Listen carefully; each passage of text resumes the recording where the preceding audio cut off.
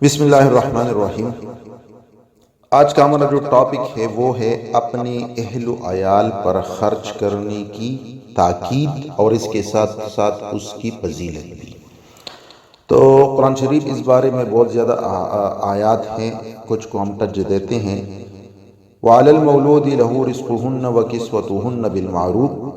ایک دوسری جگہ پہ رب ارشاد فرماتے ہیں لِيُنْفِقْ ذُو سَعَةٍ مِّن سَعَتِهِ وَمَنْ قُدِرَ عَلَيْهِ رِزْقُهُ فَلْيُنْفِقْ مِمَّا آتَاهُ اللَّهُ لَا يُكَلِّفُ اللَّهُ نَفْسًا إِلَّا مَا آتَاهَا وَقَالَ تَعَالَى وَمَا أَنفَقْتُم مِّن شَيْءٍ فَهُوَ يُخْلِفُهُ۔ چاہیے کہ خرچ کرے وسعت والا اپنی وسعت کے موافق، یعنی جس کے پاس جتنے پیسے اسی کے مطابق خرچہ کرے، اور جس شخص کو اس کی روزی توڑی دی گئی ہو اور اس کے موافق وہ خرچ کرے جس کو اللہ نے اس کو اللہ نے دیا ہے، یعنی اپنے چادر کے ساتھ پاؤں پہ لایا کرو۔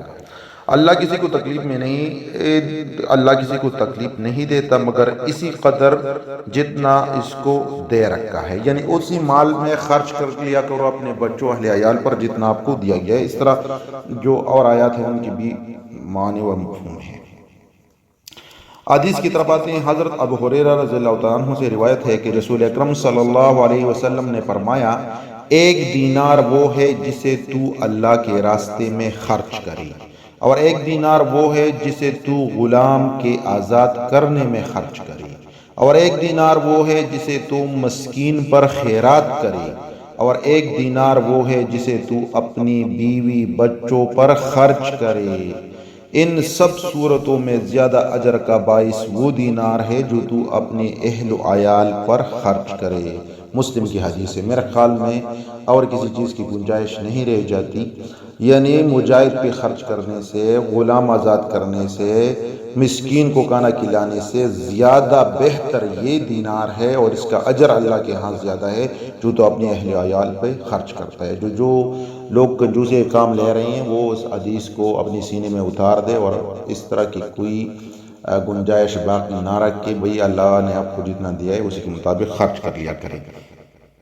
ایک دوسری حدیث کی طرف جاتے ہیں۔ حضرت ابو مسعود رضی اللہ تعالیٰ عنہ سے روایت ہے کہ نبی صلی اللہ علیہ وسلم نے فرمایا کہ جب آدمی اپنے گھر والوں پر بغرض ثواب کچھ خرچ کرتا ہے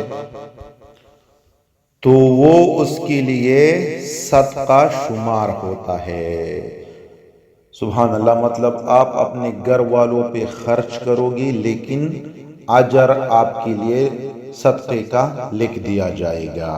اور یہ حدیث بخاری و مسلم کی ہے۔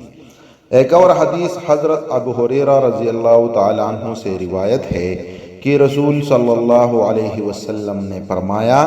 کہ بندوں کی ہر صبح کو دو فرشتے آسمان سے اترتے ہیں، ان میں سے ایک تو دعا کرتے ہوئے کہتا ہے، اے اللہ خرچ کرنے والے کو اس کا بدل عطا فرما، اور دوسرا بد دعا کرتے ہوئے کہتا ہے، اے اللہ جائے ضرورت میں خرچ سے ہاتھ روکنے والے کو محرومی دے۔ یہ بھی بخاری و مسلم کی حدیث ہے، یعنی فرشتے دعا کرتے ہیں جو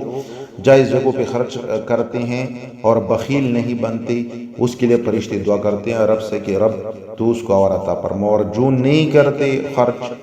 اور وہ بخیل بنتے ہیں تو اس کے لیے پھر یہی الفاظ ان کے منہ سے نکلتے ہیں کہ ان کو نہ دے۔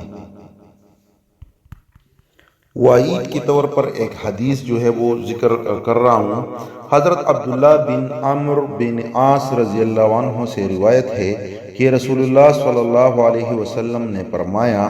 کہ آدمی کا یہی گناہ کافی ہے کہ یہ جس آدمی کی روزی کا ذریعہ و وسیلہ ہے اس سے ہاتھ اٹھا لے۔ ابو داؤد کی یہ حدیث ہے۔ مسلم شریف کی روایت بھی اس سے کچھ ملتا جلتا ہے، جس کا ترجمہ یہ ہے کہ آدمی کی گناہ کے لیے یہی بات کافی ہے کہ جس کی روزی کا کفیل ہے اس سے ہاتھ روک لے۔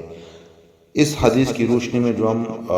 پنٹر بنے پھرتے ہیں کہ بھئی یہ تو میں کما رہا ہوں اور آپ لوگ کھا رہے ہو اور تیار بیٹھے ہوئے ہو اور یہ چیزیں، یہ ایک اور حدیث شریف کا مفہوم میں یہاں بیان کرنا چاہوں گا